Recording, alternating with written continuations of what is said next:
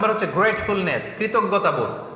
আল্লাহ প্রদত্ত নেয়ামা যে পাচ্ছেন, নেয়ামতগুলো, এটার মূল্যায়ন করতে হবে। যদি আল্লাহর দেয়া নেয়ামতের মূল্যায়ন করেন, আল্লাহ আরো বাড়ায় দেয়। আল্লাহ কি বলছে দেখেন, আল্লাহ বলে লাইন শাকারতুম লাযিদান্নাকুম, যদি আমার শুকরিয়া করো, কৃতজ্ঞ হও, আমি আরো বাড়ায় দেব। ওয়ালাইন কাফারতুম ইন্না আযাবি লাশাদীদ, আর যদি অকৃতজ্ঞ হও, কুফরি করো, জেনে রাখো আমার শাস্তি বড় কড়া। আমি সব সময় ধরি না, ধরলে ধরে না, ধরলে আল্লাহ খবর আছে। এজন্য নাশুকরি করা যাবে না, শুকর গুজার হবে। যে যে অবস্থায় আছে, কত সুখে আমরা আছি, চিন্তা করছেন? না খেয়েছিলেন কয়দিন শুনি? কোন দিন মানে ক্ষুধার জ্বালায় কান্না করছিলেন? এরকম হয়েছে জীবনে একবার? আপনার জীবনের কি কষ্ট? এত কমপ্লেন কেন আপনার? এত কমপ্লেন কেন আমাদের? এইটা নাই, ওইটা নাই, আল্লাহ এটা পাইলাম না, ওইটা পাইলাম না। ক্যান্সারের আক্রান্ত যে রোগী হসপিটালে যেয়ে দেখেন, ও কিছু চায় না, ও শুধু বাঁচতে চায়। আপনি তো বাড়ি চান, গাড়ি চান, ধন চান, ফেম চান, সব চান। আর ক্যান্সার আক্রান্ত রোগীটা, সে শুধু কি চায়? বাঁচাটা ওর কাছে স্বপ্ন। আর আপনি এত সুখে থেকেও পাইলাম না কিছু, নাই আমার। এরকম আসলে নাই না। আমরা শুকর গুজার হব, আল্লাহ বাড়িয়ে দিবেন। একটা ছোট্ট হাদিস বলি। রাসূলুল্লাহ সাল্লাল্লাহু আলাইহি সাল্লাম আম্মা জান আয়েশা রাদিয়াল্লাহু তাআলা আনহার ঘরে এসে একবার দেখলেন একটা ছিঁড়া রুটির টুকরা মাটিতে পড়ে আছে।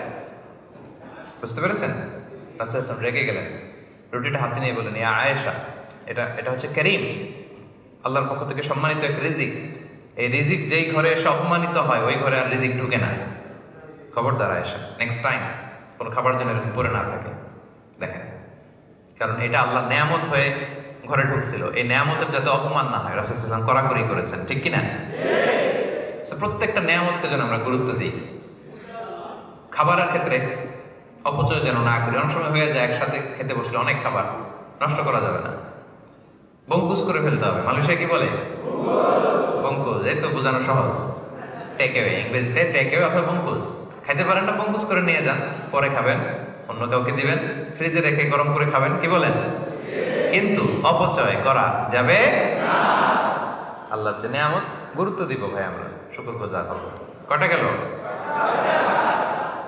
আর আছে কয়টা?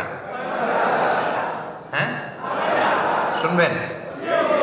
ক্লান্ত হয়ে গেছেন বোধ হয়, টায়ার্ড লাগতেছে বোধ হয়, কষ্ট হচ্ছে না তো? তাকবীর দেন, বলেন আল্লাহু আকবার, আল্লাহু আকবার, আল্লাহু আকবার।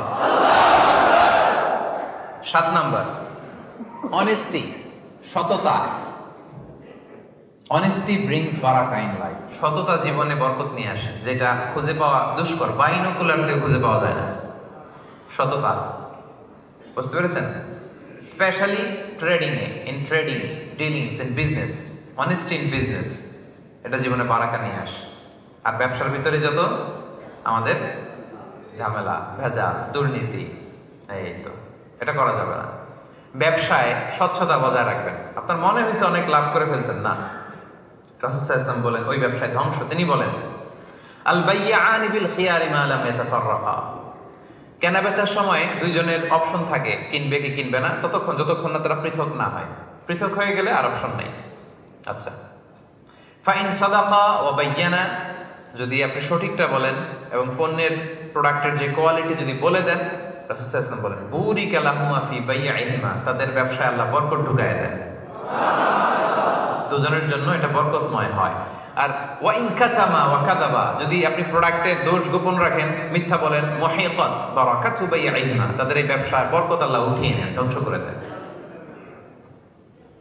এজন্য সাবধান। ব্যবসা যারা করেন, প্রোডাক্টের সঠিক গুণাবলী বলে দিবেন।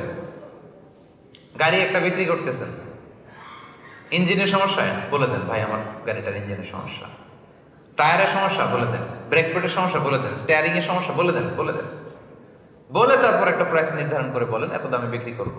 সে কিনলো, এটাতে বরকত হবে। এখন আমরা করি কি, ইঞ্জিনের সমস্যা, ওইটার সমস্যা, নিয়ে গেলাম ওয়ার্কশপে, বললাম যে 20 দিন ভালো থাকবে, এরকম একটা ব্যবস্থা করে দেয়।